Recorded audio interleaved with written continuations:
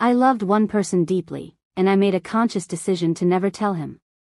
Not because I didn't feel enough, but because I felt too much. His name was Daniel. We met in a way that didn't feel dramatic at first. No sparks. No movie moments. Just conversations that felt easy. Natural. Safe. The kind where silence didn't need to be filled. We became friends slowly. Coffee after work. Long walks. Talking about small things that somehow felt important. He listened, really listened. And when I spoke, I didn't feel like I had to explain myself. That's how it started. I noticed the shift one night when he laughed at something I said, and my chest tightened in a way I couldn't explain. I went home and replayed that moment over and over, wondering when exactly friendship had turned into something heavier.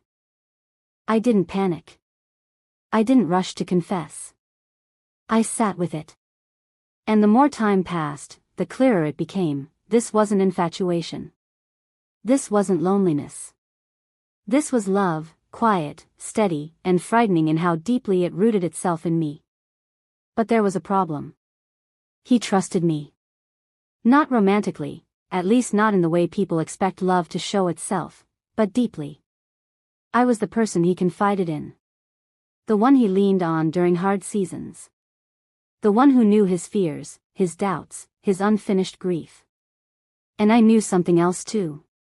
He wasn't ready. He was still healing from a past relationship that had left him guarded. Careful. Afraid of promising anything he couldn't sustain. And I understood that, because I'd been there too. So I had a choice. I could tell him how I felt and risk changing everything. Or I could stay silent and protect what already existed. People love to say that honesty is always the answer. That love should be confessed boldly, without fear. But real life isn't that simple. Because sometimes honesty doesn't heal, it burdens. I asked myself difficult questions late at night, questions no one prepares you for. Was I telling him because he needed to know? Or because I needed relief? Would my confession give him clarity? Or would it place responsibility on his shoulders that he didn't ask for? I realized something painful but true. Love doesn't always mean being chosen. Sometimes it means choosing restraint. So I said nothing. I showed up the same way I always had. I laughed with him. I listened. I supported him when he struggled. And yes, there were moments when it hurt more than I expected. Like when he talked about someone he was considering dating. I don't regret my silence. Not once. Because I didn't lose him through rejection. I didn't lose myself through desperation. And I didn't damage something beautiful by forcing it to become something else. This isn't a story about fear. It's a story about discernment. About understanding that love isn't proven by how loudly you speak, but sometimes by what you're willing to protect.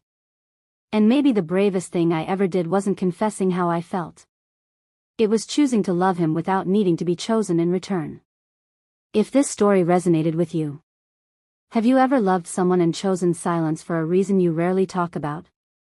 Share your experience in the comments. You're not alone.